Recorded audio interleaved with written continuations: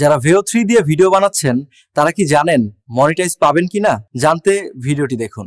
এখন অনেকেই ভিডিও দিয়ে ফেসবুক পেজ বা ইউটিউব চ্যানেল খুলতে যাইতেছে, কিন্তু ভাই শুধু এআই ভিডিও বানাইলে তো আর ফেসবুক ইউটিউব টাকা দিবে না। তাহলে করণীয় কি? চলুন দেখি Facebook and YouTube monetization policy কি বলে। 1. YouTube monetization policy on AI-generated videos. We allow AI-generated content for monetization as long as it is original, adds value, and follows our content guidelines. যেগুলো মনিটাইজ হবে না, just raw AI video with no voiceover, text or context. Unedited VEO 3 video uploads reused content হিসাবে গণ্য হতে পারে। Misleading বা fake videos যেমন real বলে চালানো। কি করলে মনিটাইজ হয়? আপনার নিজের ভয়েসওভার বা ক্যামেরার সামনে কথা বলা, টেক্সট, ব্যাখ্যা, স্টোরি যোগ করা, ভিডিওতে ট্রান্সফরমেশন বা এডিট করা, cut, zoom, overlays. Source: YouTube help, monetisation and reused content. 2. Facebook বা ইনস্টাগ্রাম মনিটাইজেশন পলিসি।